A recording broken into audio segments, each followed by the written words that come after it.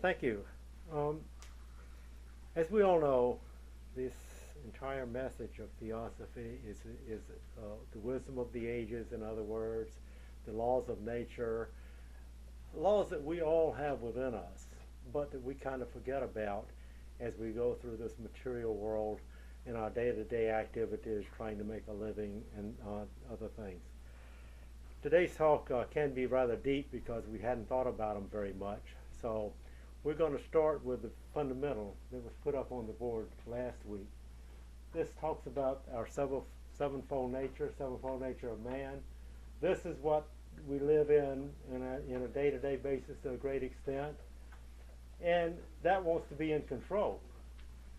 So this is the part that needs to be in control, which is the higher part, that part of us which is ever present, which is which goes from life to life, forever and ever, which is the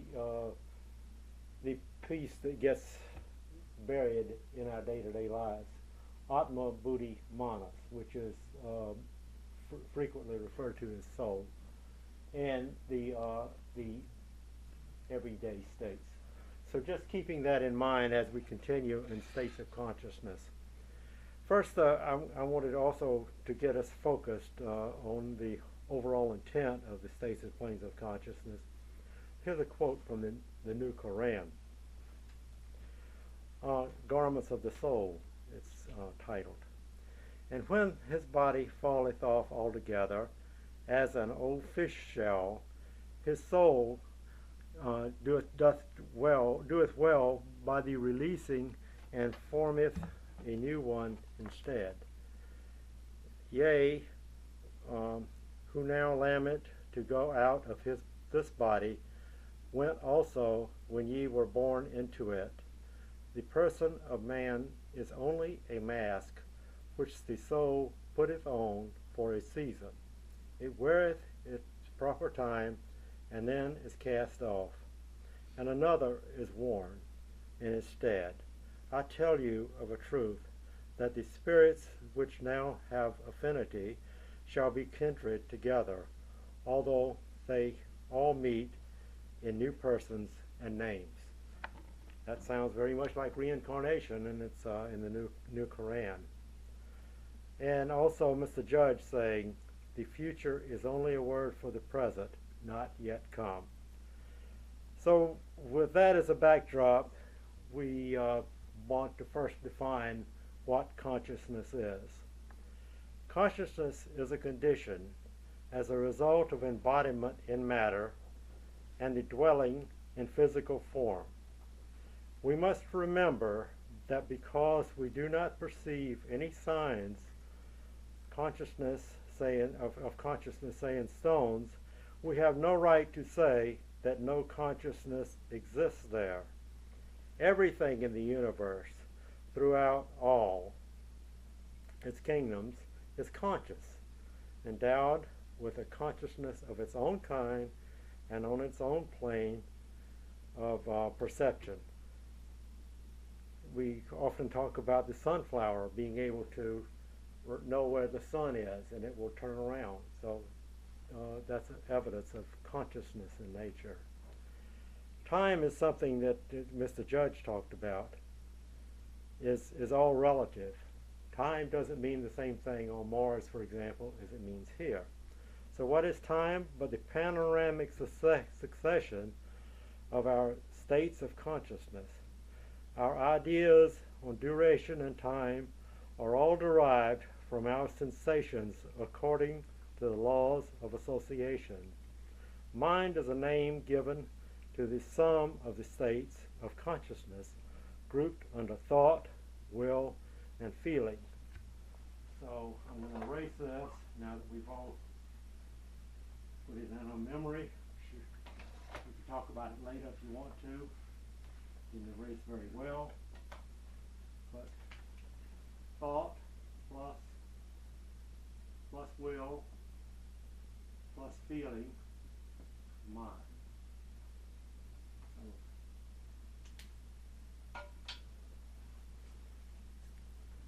Matter is nothing else than the sequence of our own states of consciousness, and spirit, an idea of psychic intuition. It must not be forgotten that we give names to things according to the appearances they assume for ourselves.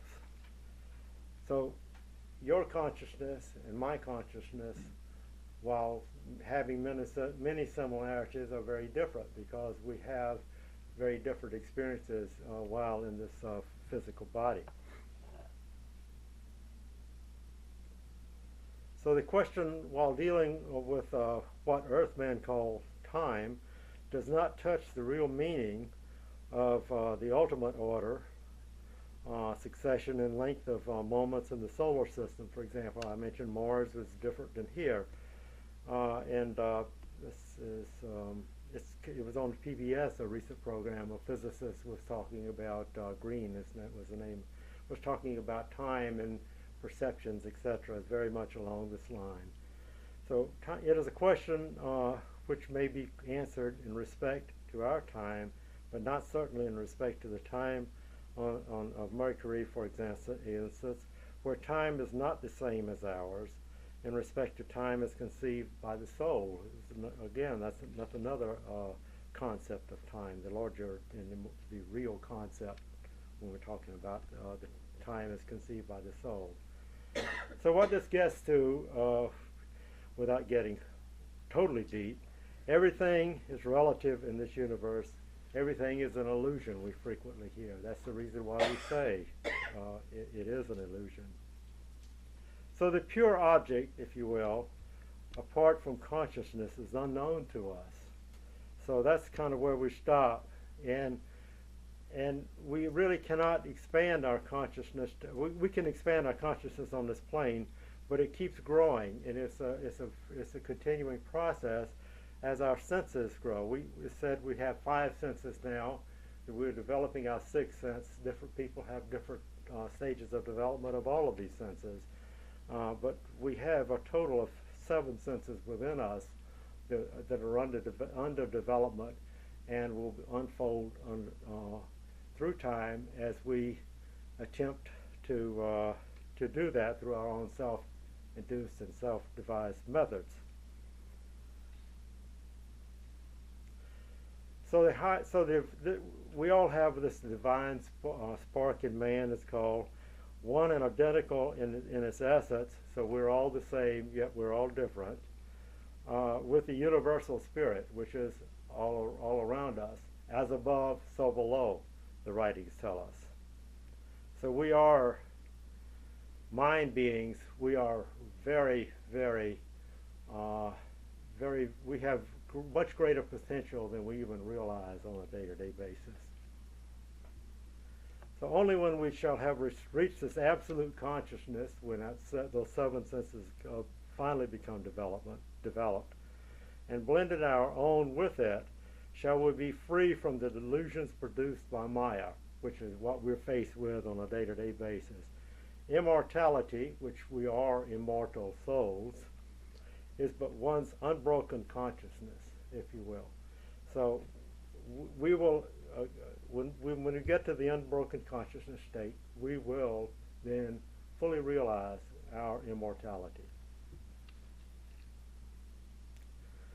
But the more we remove these impediments through our self-induced and self-devised methods, the more the physical body is paralyzed.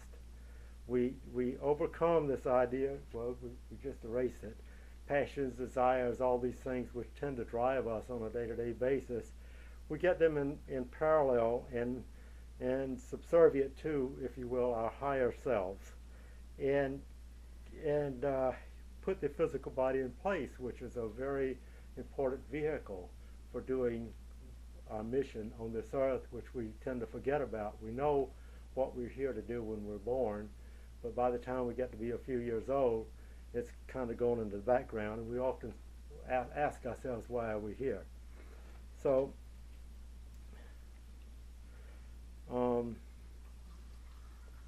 so we get this physical body paralyzed, and we can think about that in terms of our day-to-day activity. We talk about cycles. we get into deep sleep. We don't know that we exist when we're asleep. We're not physically conscious of that, but our mind is very active on a different plane, the teachings tell us. So this deep sleep or this deep trance, and then we become, the more fully we can get to that inner self and manifest it on that plane, and we can do that as we continue this process.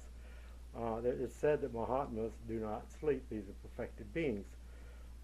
They don't have to, and they are in this state which we may be in our deep sleep 24/7. So as it was alluded to so much already, there is but one real man. That one real man endures through the cycle of life and is of immortal essence. If not in form, this form evolves back into nature, transforms into other things, disintegrates, if you will, but it never disappears. None of us ever disappears, as any physicist would understand. We just transform. These pieces transform into other things, but this immortal spirit is there perpetually. So, if this we call that the manas, the mind-born or embodied consciousness is there perpetually. So, but there are two distinct beings in man, the spiritual and the physical. As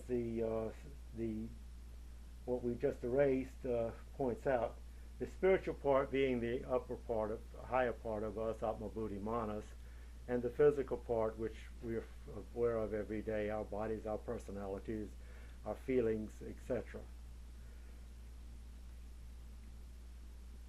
And the extreme rapidity of our mental operation in dreams is an illustration of how all this combines. We sometimes realize when we get up in the morning that we were dreaming. Sometimes it's very difficult to understand what we were dreaming because it was all mixed up, and that's the result of our day-to-day activity on this current plane, as well as the mental, spiritual, and past lives and so forth coming together. But sometimes dreams is a subject all of its own. The student will not try to detail it today, but there are all different types of dreams. There are those that are very prophetic, and we hear in history where a person had a dream, and a general had a dream and saved this entire army because he followed the principles that were outlined in that dream. And as we know, other dreams are all mixed up. So, but it illustrates that we are more than what we sometimes think we are. So, another concept to be put in mind is there can be no manifestation of consciousness or semi-consciousness except through the vehicle of matter. So the matter part is important. It's the other continuum. The spirit and matter are two sides of the same continuum. So when we're talking about absolute consciousness, though, we're talking about all that together. Consciousness contains the cognizer, the thing cognized, and the cognition. When we're in matter, those things are sort of separated out. So we understand part of all of this, but the whole process we will someday figure out.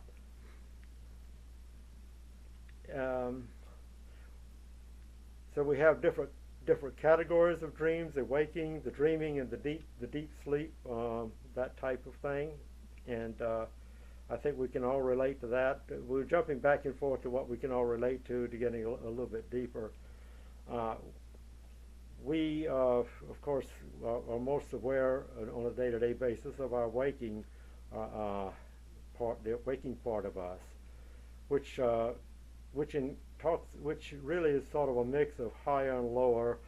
Both are active to varying degrees while we're awake. When we dream, contact between the two is broken.